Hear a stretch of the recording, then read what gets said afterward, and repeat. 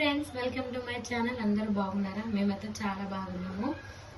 ఈరోజు ఎండి రొయ్యలు, గుడ్లు, చింత చిగురు వండుతున్నాం ఫ్రెండ్స్. ఇది చింత చిగురు, ఇవి రొయ్యలు, ఎండి రొయ్యలు, గుడ్లు ఉడకపెట్టి ఫ్రై చేసాము. ఇప్పుడు ఒక ప్యాన్ లో ఆయిల్ వేసుకున్నాము. ఇప్పుడు వీటిని నీట్గా కడుగుకుని వేసుకోవాలి.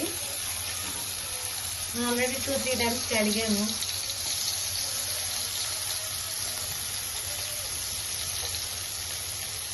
ఇది మా స్టైల్లో మేము వండుకుంటున్నాం.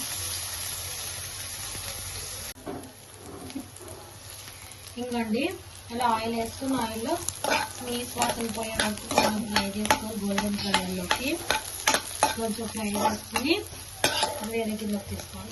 ఇలా ఇంకొంచెం ఫ్రై చేసుకోవాలి. కొంచెం ఫ్రై అయితే సరిపోతుంది. తీసేసిన తర్వాత దీంట్లోనే ఆనియన్స్, టమాటాలు వేసి వండుకోవాలి. ఇలా ఒక ప్లేట్లోకి తీసుకోవాలి. ఇప్పుడు అదే సేమ్ బాండీలోనే ఆయిల్ వేసుకొని జీలకర్ర వేసుకోవాలి. నెక్స్ట్ కరివేపాకు, తర్వాత పచ్చిమిర్చి,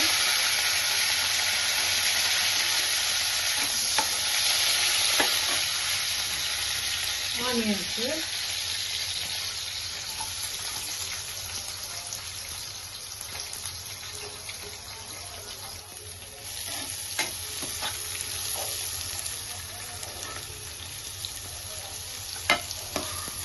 బాగా ఫ్రై అయ్యాక అప్పుడు టమాటా ప్యూరీ వేసుకున్నాను.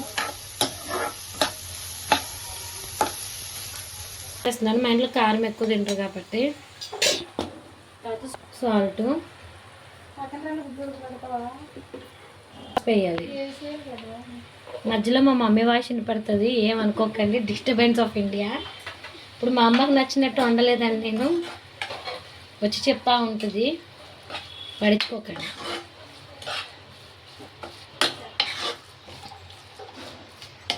దీంట్లో వాటర్ వేసేద్దాం. ఇప్పుడు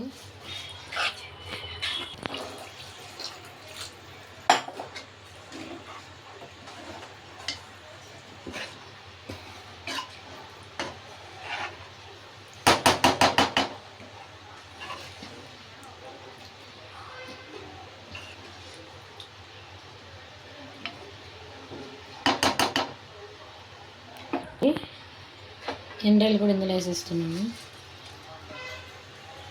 ఆల్రెడీ ఫ్రై చేసాం కాబట్టి చికెన్ ఇది సింక్లో వేసాను అందుకు. ఇప్పుడు దీన్ని నీట్గా కలబెట్టుకోవాలి. ఇది కొంచెం ఉడికాక అప్పుడు చింత చిగురు వేసుకున్నాము. వెనక్కి ముందు చేసి ఇలా బుడబుడుగు వచ్చాక ఇది మూతెట్టుకోవాలి.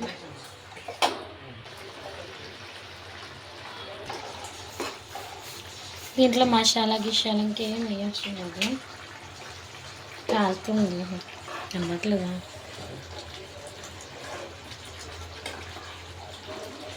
ఇంట్లో మసాలా ఇవేమో ఇవి అవసరం లేదు. జస్ట్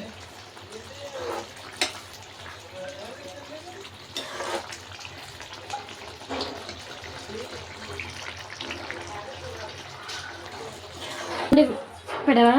ఇంకోండి ఫ్రెండ్స్, ఇందాక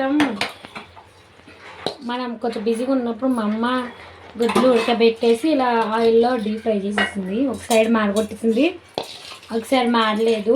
మనం ఇలా వేసుకోవాలి. ఇప్పుడు వీటిని ఇందులో వేసేసుకోవాలి. నల్లగుంది. ఇప్పుడు ఆయిల్ ఉంది కదా అని నేను కొంచెం నీళ్ళు వేసేస్తున్నాను ఇందులో. ఇది ఒకసారి కలుపుకొని, మీకు ఇష్టమైతే కొత్తిమీర వేసుకోండి, ఎందుకంటే ఆల్రెడీ పచ్చగా ఉంది కదా. సో మన ఇష్టం. నేను మా అమ్మని అడిగి ఒకసారి చెప్తాను మన ఇష్టమో లేదో అనేది. సాల్ట్ అయితే సరిపోయింది ఇందాక చూసినప్పుడు. ఇంకొక 5 మినిట్స్ ఉడికితే బస్ రెడీ అయిపోతే మన స్టైల్లో వేడివేడిగా గుడ్లు ఎండి రొయ్యలు చింత చిగురు పులుసు రెడీ.